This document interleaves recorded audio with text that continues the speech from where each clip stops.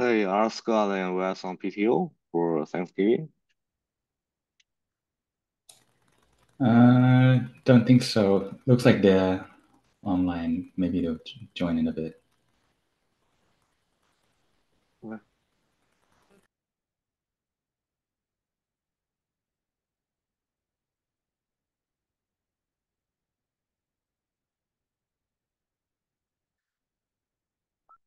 Okay.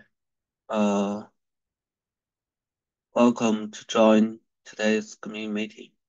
And for the overall status, we have released 1.15, and we have after that we have collected several issues for 0.15.1. So there is no ETA yet, but we will create another patch release for 1.15.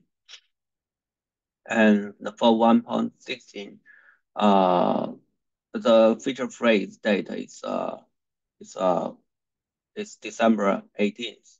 So we have about 1 month to add new candidates and review them. Currently we still have some issues in the candidate queue, and we will continue reviewing them and move them to the milestone or move them out. That's for the overall state. Some individual updates. I'm working on 1.15 candidates investigation. Especially I have finished basically finished the investigation for Velero on Windows and identified some gaps. Uh, the next will create a design to clarify the gaps, the solutions, and the limitations from my side. And Daniel, please. Yeah, I have some update regarding the Netlify, uh, uh, which is a platform hosting the website of Velero.io. I applied for the open source policy, I think. So they have upgraded the account to have more quota. So I think that's probably what it is in the future. I have created a team, and if anyone from Red Hat wanna also manage the website, I know Wes used to express some concern um, about hosting it under my personal account. So I created a team, and if anyone from Red Hat wanna manage the website, I can invite you in the team. But I think it's fine to stay as is. That's the one thing. The other thing is regarding adding permission for Tiger as a maintainer. I didn't have a chance to double check, but uh, the colleague in US replied email saying he sent the invitation to Tiger. Tiger, did you see the invitation? Yep, I got the invite, Oh, and okay, thank you. yeah, I can label issues now. Great, thank you. Thank you. Okay, thanks. And Xin, please. Yeah, I'm mainly working on the E2E issue fixes. Uh, the ongoing task, including the story class issues and the schedule issues. Uh, that's all from my side. Okay, thanks. And Taka, please. Yes, I have two PRs that are pending review. I think I got some review from you guys already. One is caching the Docker builds so that if you make minor changes, the next container build is faster. So I'll incorporate the feedback into the PR in a bit. And then the other one is the minimum Go version for 115. I saw a community user in the issue, they mentioned they couldn't build because their downstream do not have any enough Go version. So they asked that in Go mod file, you reduce the Golang version to .0. This is a minimum version, so it should not impact the output Yep. from the Yep. upstream. So yeah, please review the changes and let me know what you think. And then other Okay. than that, I looked a little bit briefly into FIPS, saw some comment in the FIPS, so I just gave it a shot, see how complex it would be. Doesn't sound that simple, so maybe we'll have that discussion later. Yeah. And as for the Go version, I think I added a comment, but it's not there. Is that necessary to print the Go version in the log that Uh, due to the binary? no, it's not necessary, but if someone built the Velero binary themselves using a different Go version, I thought it might be helpful, but yeah, it's not necessary, like, really. But Yeah, I just found it not very common to see the Go version normally in the is that in the log, I mean. I thought it's like maybe helpful for CVEs, maybe like you can be sure this Velero does not have certain bug if it has this commit version and it was built using this Go version. That was my thinking, but um, we already verified that it's going to use the Golang that's in the Docker file. So I can remove those changes if it's not necessary. Yeah, I don't think any negative impact as of now, but yeah, this probably not very common. I think either way is fine to me. Yep. Okay, thank you.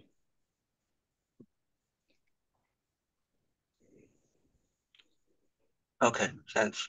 So, if we have another discussion, right? So we can cover detail later. Yeah. Thanks, Tiger. So Shubham, please. Yeah, I added the design PR for object level restore status, updated it with minor changes from instance to object. Daniel suggested. I'll follow up with the implementation PR for this.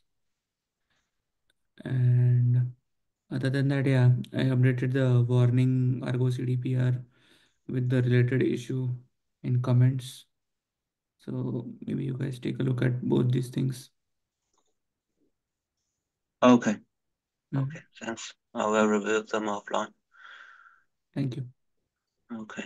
That's for the status update and discussion topics. So Yeah, here we have one.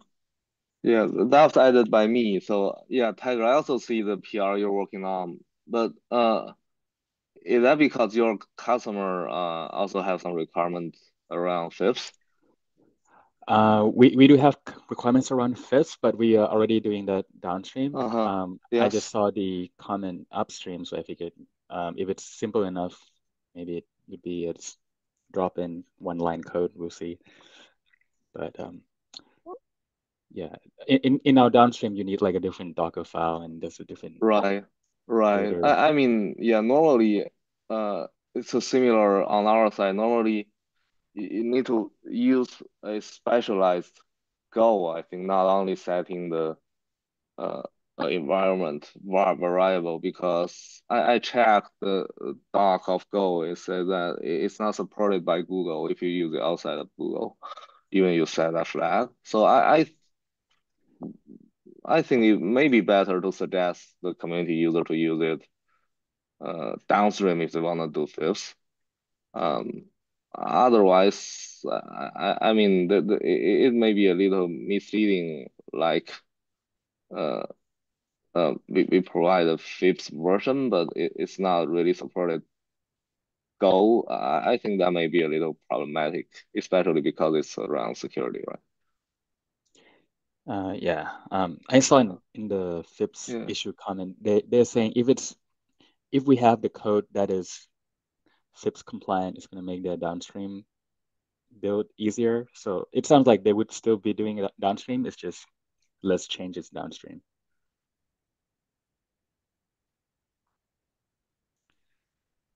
Sorry, which one is the PR or issue? I didn't find. We need The to issue is Yeah. 7649. seven.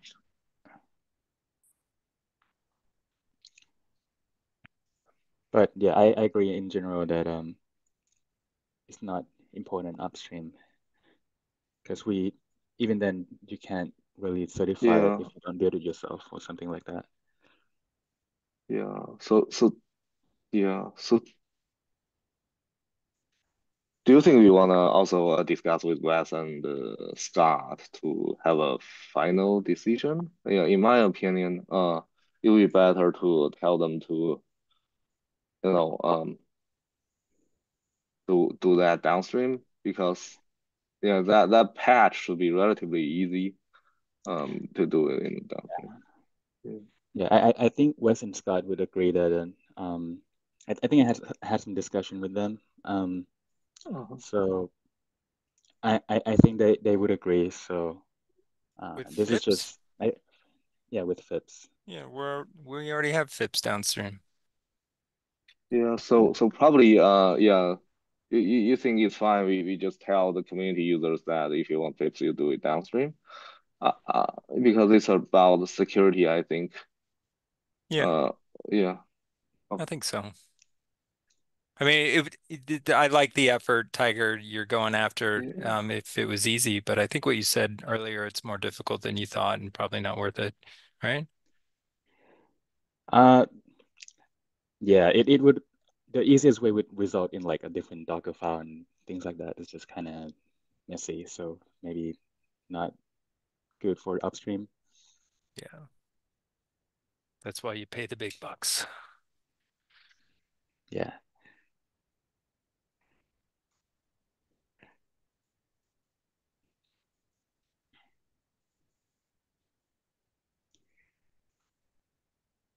So yeah, I guess we can maybe close the issue as not planned, perhaps. What do you think? Yeah, okay. I can go ahead and do that. We have a template for that. Yeah, yeah, thank you. I think there's like three different issues that mention FIPS actually, but that's the one with the most recent comment.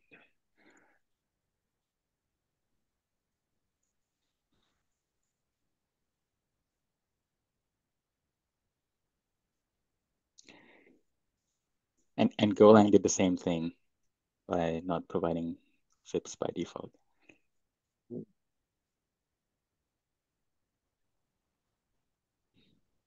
Yeah. So I have a question about what about the other languages like C++ or uh, can we build a open source project and to enable FIPS, by other languages, or it's just a common problem that most of the open source projects don't have FIPS. Um, Maybe Wes can say more. I can't speak to what other projects or communities are doing in this FIPS space. I think FIPS came OpenStack? after. Yeah, I don't think FIPS was a thing when I was in OpenStack.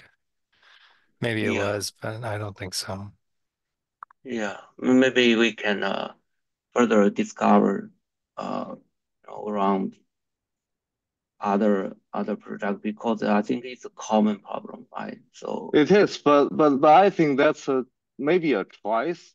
Like there may be overhead in terms of encryption, so user may choose to use or not to use FIPS, and they require Well, reconciliation. yeah, I Yeah, mean, if you're using a free open source project in a critical environment that needs FIPS, then you're doing it wrong, right? right, You should, right, if you're worried about FIPS, you should also be paying for things. Um, right, yeah, this project's for projects that don't need to worry about things like FIPS. right. So Aquisia, we'll have to look that up.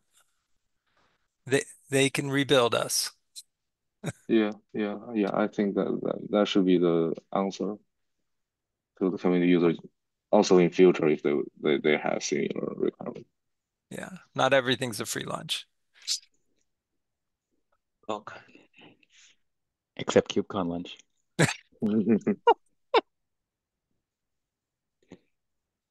Yes.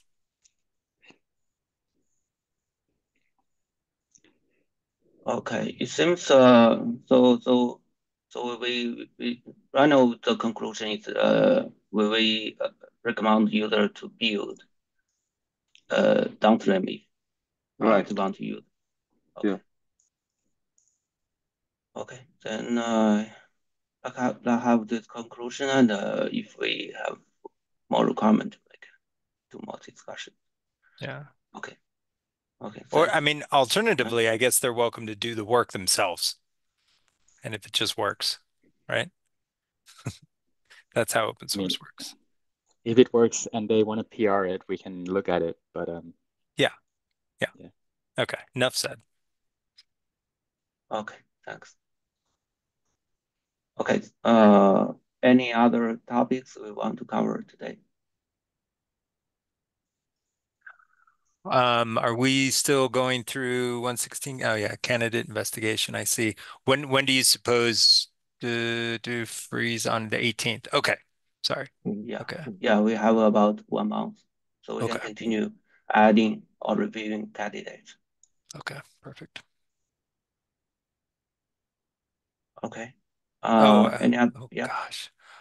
I saw your the bugs that the issues on Windows. Just was Yeah. kind of wondering where that was coming from and whether if that's a wise investment. Do you guys have an understanding of how many projects are deploying on Windows-based clusters? We don't have that statistics, but we do have some requirements, Yeah. for Yeah. Windows Yeah. running. Okay, Yeah. because Yeah. I'll make I think we'll make sure that's backward compatible. So it will be optional to enable some Windows capability in general. We will write a design for the Yeah. maintenance review. Yeah. Yeah. okay, seem It will not break the existing capability on Linux, and sure. if there is any break, we will add gate to It's enable just or disable. yeah, okay. It just I suspect it's a very small portion. Like I was reviewing how many clusters we have with that aren't like AMD 64. Um, and of course, ARM is the next biggest one, but after that, it drops into like five clusters have like P series or Z series or these other Uh-huh. things that take us quite a bit of time and love to deliver. But I, I mean, do what you need to do. It's just that's a lot of work, maybe for little Mm-hmm. payout. I, Yeah. Yeah, yeah, but yeah, we're not, that requirement was from other colleagues, so yeah, that's I not, understand. not totally our call. Yeah. Okay. Okay. I would hope that maybe Pradeep and I can, and maybe all of us can go through the HackMD that has the longer term roadmap items on it and Okay. see how that lines up to what we're doing in 116 and what we've accomplished in 115. Maybe I'll take a look at that. Maybe in 2 weeks I'll raise that. That should be enough. Yeah, that gives us enough time before December. Does that sound okay? Yeah. Yeah. Okay. I'll shut up. Thank you. Okay. Thanks, Les. Okay. Uh, okay. I think that's all for today's meeting. Thanks for joining, and have a good Thank you. day and good evening. Bye. Bye bye. Thank you. Bye. Thank you. Bye bye.